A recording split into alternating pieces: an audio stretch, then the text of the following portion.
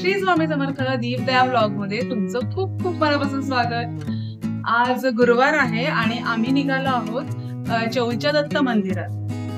तर तुम्ही बघितलं नसेल तर हे नागाव पासून 4 ते 5 किलोमीटर अंतरावर चौल येथे दत्ताचं मंदिर आहे आणि त्या मंदिराला 700 पायऱ्या आहेत। तर आपण एवढ्या पायऱ्या चढणार नाही आहोत, तर तुम्हाला दाखवते मी आम्ही कुठल्या शॉर्टकटने चाललोय। तर रस्त्यात जाताना आपण पाहूया आम्ही कसं चाललोय। आम्ही आमच्या घरातून निघालो आणि रेवदंडाकडे जाणाऱ्या रस्त्याने आम्ही दत्त मंदिराकडे चाललेलो आहोत। तर हे आत्ता आलेलं आहे शास्त्रीनगर। तर जिथून आपल्याला टर्न घ्यायचा आहे ते मी दाखवते। आम्ही दोघं जण चाललेलो आहोत।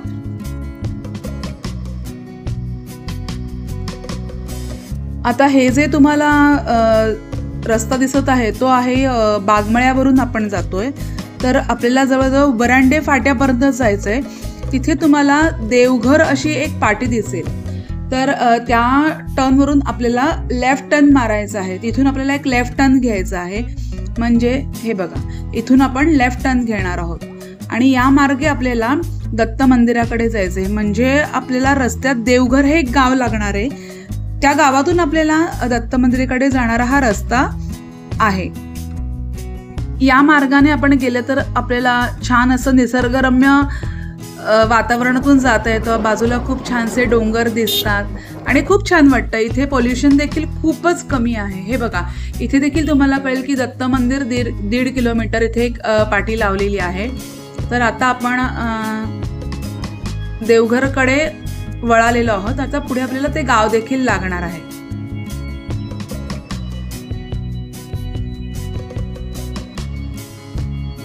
हे तुम्ही आता देवघर पाटी बघितलीत। आता हे देवघर हे गाव आहे आणि या गावातूनच आपल्याला दत्त मंदिराकडे जाणारी जी टेकडी आहे ती लागणार आहे। तर त्या टेकडीवरून चढून आपल्याला दत्त मंदिराच्या अर्ध्यापर्यंत जायचं आहे, जिथे स्वामी समर्थांचा मठ आपल्याला पहिले लागणार आहे। आणि जवळजवळ खालून 500 पायऱ्या आपल्याला वगळता येणार। म्हणजे 500 पायऱ्या आपल्याला चढायच्या नाहीत, पुढे 250 पायऱ्या आपण चढून वरती जाणार आहोत। पुणे मुंबई रस्त्यावर अलिबाग पासून 16 किलोमीटर अंतरावर, चौल नाक्यापासून 2 किलोमीटर अंतरावर डोंगरवजा टेकडीवर अत्यंत नयनरम्य टेकडीवर हे दत्त मंदिर आहे। समृद्ध वनराई, उत्तम बांधलेल्या पायऱ्या, त्यामुळे हे स्थान अतिशय प्रेक्षणीय वाटते। आता जवळजवळ आपण अर्धी टेकडी चढलेलो आहोत। आता हे 2 ते 3 टर्न गेल्यानंतर आपल्याला आपण त्या देवघर मार्गे स्वामींच्या मठापर्यंत पोहोचलो। हे बघा, ही जी समोर कमान दिसते ती आपल्याला पायऱ्या चढून वरती नेणारी कमान आहे। आणि तुम्ही बघू शकता माझ्या मागे तुम्हाला एक कमान दिसते। तर आता मी तुम्हाला म्हटलं होतं की 700 पायऱ्या वरपर्यंत जायला आहेत, पण आता आम्ही अर्ध्या पायऱ्या न चढता एक वरंडे फाट्यातून एक शॉर्टकट आहे देवघर मार्गे आपण दत्त मंदिराच्या अर्ध्या भागापर्यंत आलेलो आहोत। तर आणि इथून आता कमी पायऱ्या चढायच्या आहेत वरती, त्यामुळे आपल्या अर्ध्या पायऱ्या चढणं वाचतं आणि ह्या निसर्गातून म्हणजे जे हिरवळ बघितली तुम्ही त्याच्यातून यायला खूप मजा पण वाटते। तर सगळ्यात पहिले इथे स्वामी समर्थांचा इथे मठ आहे।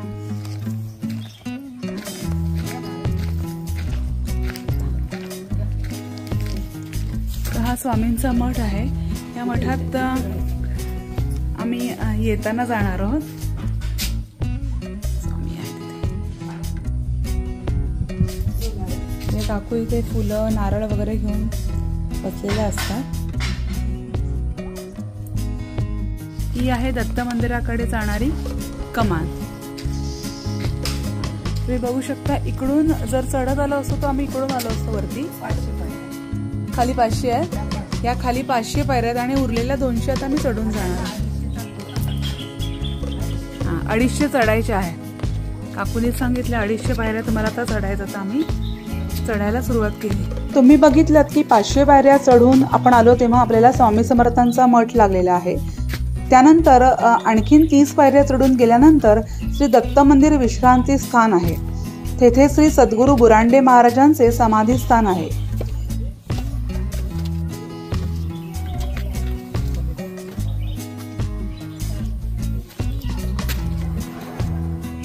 इथेच ते माझ्या डाव्या हाताला दत्त मंदिर विश्रांती स्थान आहे आणि जे सद्गुरू बुरांडे महाराज यांचं समाधी स्थान देखील इथेच आहे. इथे काही आता कामकाज चालू आहे. तर पुढच्या टर्नवर येऊन आम्ही आता पोहोचलो आहोत. आता 4 डिसेंबरला दत्ताची यात्रा आहे. त्या दत्ताची यात्रा ह्याच मंदिराची असते. खाली यात्रा भरते, वरपर्यंत छोटे छोटे स्टॉल्स रस्त्यात असतात. दम लागला. 35 ते 40 पायऱ्याच मी चढले, मला दम लागला. त्यानंतर सुमारे 150 पायऱ्या चढून गेल्यानंतर सच्चित आनंद साधना कुटी आहे. त्यानंतर काही अंतर चालून गेल्यावर हरेराम विश्रामधाम व त्यानंतर हरेराम बाबांचे धुनी मंदिर व पुढे औदुंबर मठ देखील आहे. हे जे पायऱ्यांचे बांधकाम आहे ते छान दगडाचं बांधकाम आहे. त्यामुळे आणि मोठ्या मोठ्या पायऱ्या असल्यामुळे चढायला फारसा त्रास होत नाही, पण आपण कधीतरी चढतो त्यामुळे दम लागतो. आता आपण जवळजवळ अर्ध्यापर्यंत आलोय. हा परमपूज्य वारडे गुरुजी नवनाथ मठ आहे. त्या मठात आपण जाऊन दर्शन घेऊया. हा परमपूज्य वारडे गुरुजींचा मठ आहे. इथे पूर्वी म्हणजे वारडे गुरुजी जाऊन आता 2-3 वर्ष झालीत आणि स्वतः वारडे गुरुजी इथे येऊन इथे नवनाथांची साधना करायचे. त्यासाठी त्यांच्या नावाने हा मठ इथे उभारलेला आहे. इथे एक गुरुजी देखील आहेत. ते आज 1999 पासून या मठाची सेवा करत आहेत. ते वारडे गुरुजींचे शिष्य आहेत. तर ते आधी ते येऊन जाऊन असायचे, पण 1999 पासून ते इथे स्थायिक झालेले आहेत आणि इथेच राहून या मठाची सेवा करतात. आता जवळजवळ त्यांचं वय 80 वर्ष इतकं आहे. तर काही त्यांना आजारपण आलं तर ते आधीमध्ये त्यांच्या घरी जातात, पण ते त्यांचं वास्तव्य अजूनही या मठातच आहे. नवनाथांचं दर्शन घेऊन आम्ही थोडा वेळ इथे बसलो. थोडं शांत वाटलं कारण इथे खूपच छान बाहेर बसण्याची सोय आहे. खूप थंडावा आहे. त्यांनी पाणी पिण्यासाठी देखील तिथे पाणपोई केलेली आहे. तर मग थोडं विश्रांती घेऊन आम्ही पुढे निघालो.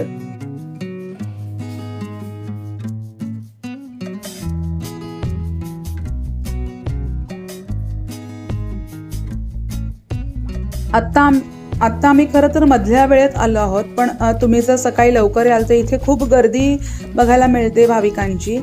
आणि तुम्ही बघत असाल की वयाचं कुठलंही बंधन भक्तीसाठी लागत नाही. ज्याची इच्छा असेल एवढ्या पायऱ्या चढून जायची तो माणूस कसाही जाऊन दर्शन घेऊ शकतो. इतकी आपल्यात भक्तीची शक्ती पाहिजे. दरवर्षी श्री दत्त जयंतीच्या दिवशी येथे भव्य उत्सव आयोजित केला जातो आणि तो 5 दिवस चालतो. तसेच मंदिरात भजन कीर्तनासारखे विविध कार्यक्रम आयोजित केले जातात.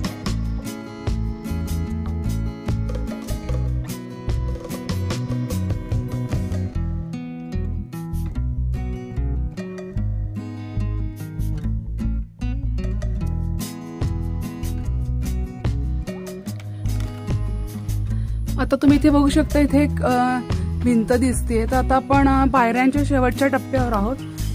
हे एक वळण चढून गेलो की समोर दत्त मंदिर आहे.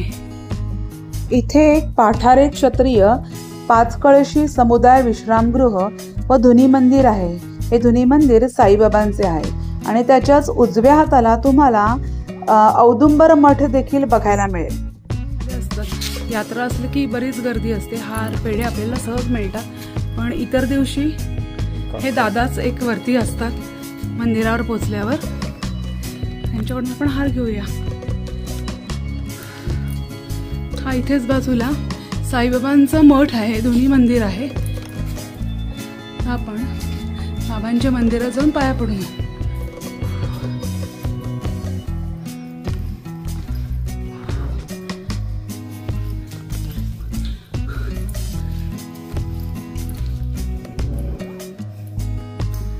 साईबाबांचं मंदिर आहे.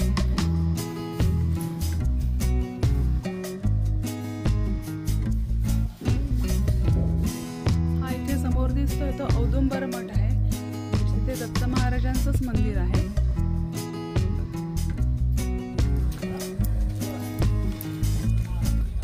हा आहे औदुंबर मठ.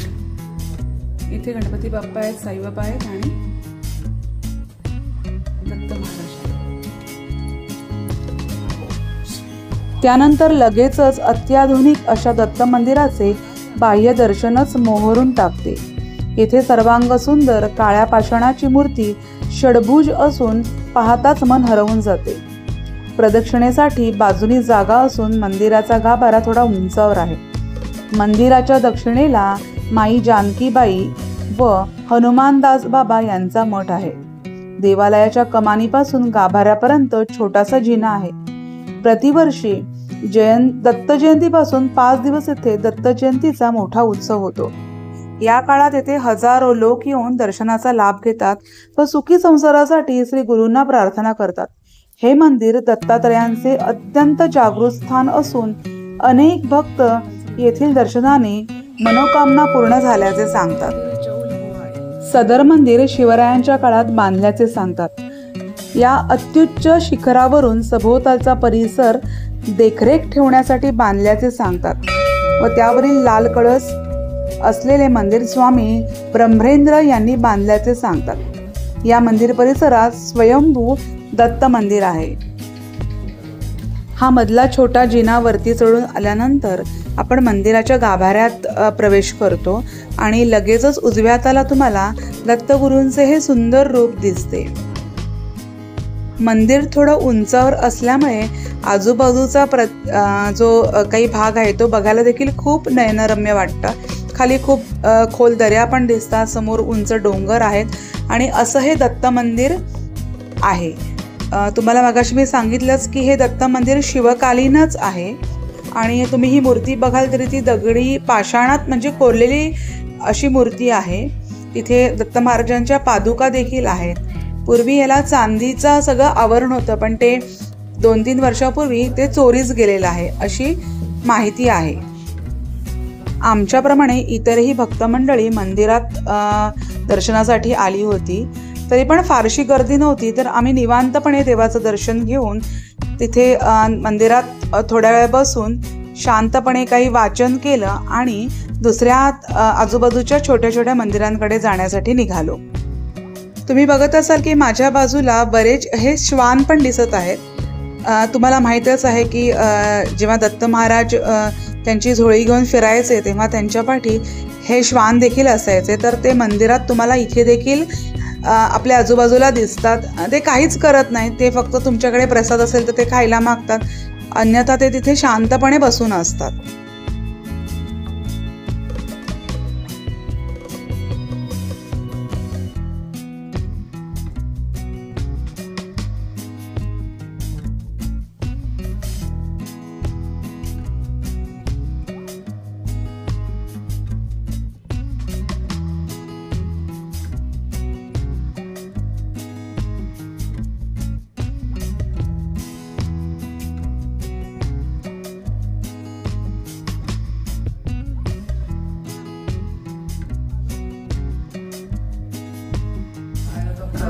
या दत्त मंदिराच्या आवारात तुम्ही खाली उतरलात की इतर छोटे मोठी मंदिरं देखील आहेत। तर इथे एक श्री गणेश राम मंदिर देखील आहे।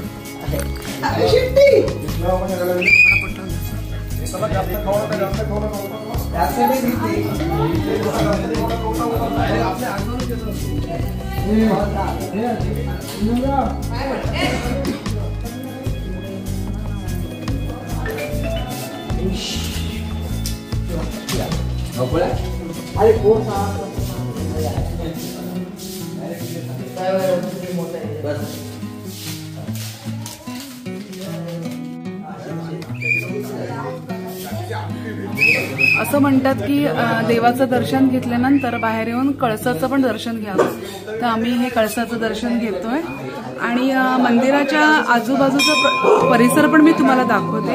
आपण खूप उंचावर आल्यामुळे इथे आपल्याला छान सूर्यास्त पण दिसतोय, तो देखील आपण बघूया। हे बघा, डोंगरावरून आजूबाजूचा काही किलोमीटरचा परिसर दिसतो। पश्चिमेला रेवदंड्याचा अगरकोट, कोर्लई किल्ला, रेवदंडा आणि आग्राव खाडी दिसते। उत्तरेला हिंगुळजा देवीची टेकडी देखील दिसते आणि सूर्यास्त तर खूपच छान दिसत होता।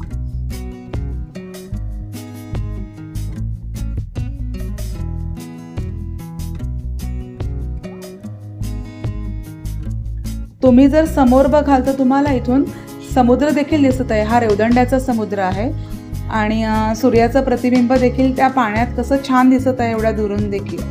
तर मंदिराच्या आजूबाजूचा परिसर आहे तो अत्यंत नयनरम्य आहे. आता आपण अशीच गोल फेरी करत करत देवळाच्या पुढच्या बाजूला येणार आहोत.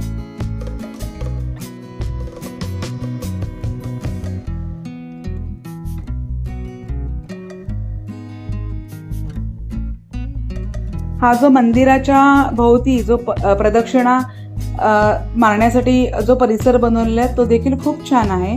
इथे भक्तांसाठी खास प्रदक्षिणा मारण्यासाठी ही सोय केलेली आहे.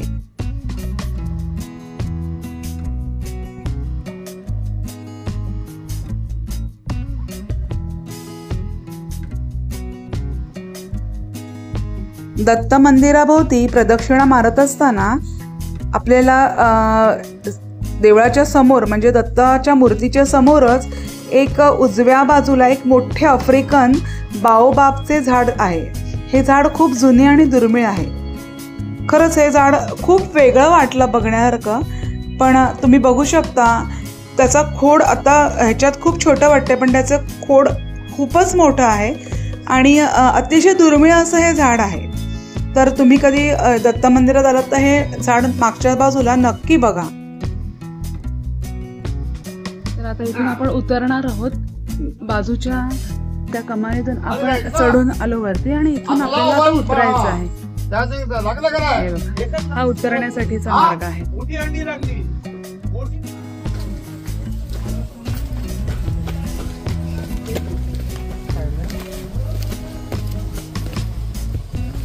रुपेशनी चप्पल या साईडला काढले त्यांनी आम्ही ज्या साईडनी चढलो तिथूनच आम्ही उतरतोय.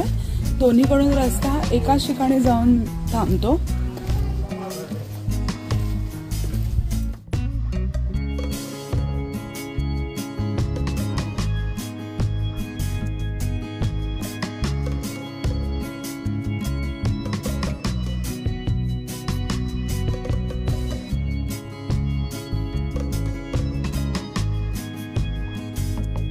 आम्ही उतरायला सुरुवात केली. अजूनही बरीच भक्त मंडळी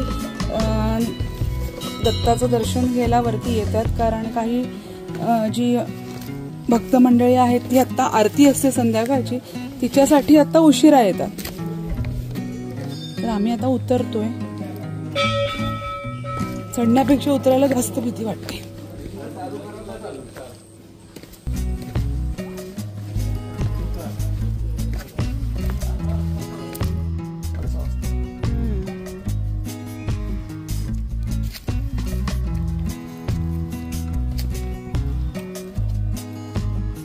तुम्हाला जी भरपूर लोक येताना दिसतात ती खास आरतीसाठी आता मंदिराकडे चाललेली आहे.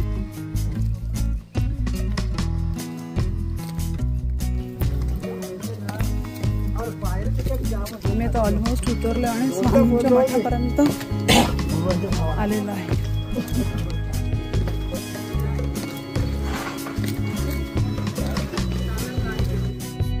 या समोर आपण स्वामींच्या मठापर्यंत येऊन पोहोचलोत. मी तुम्हाला मगाशी बोललेले की आम्ही उतरल्यावर मठात जाणार आहोत. तर आता आम्ही स्वामींचं दर्शन घेऊन खाली उतरण्यासाठी निघणार आहोत. आम्ही जिथे आमची गाडी थांबवली तिथपर्यंत येऊन पोहोचलेलो आहोत. पहिले स्वामींचं दर्शन घेतो.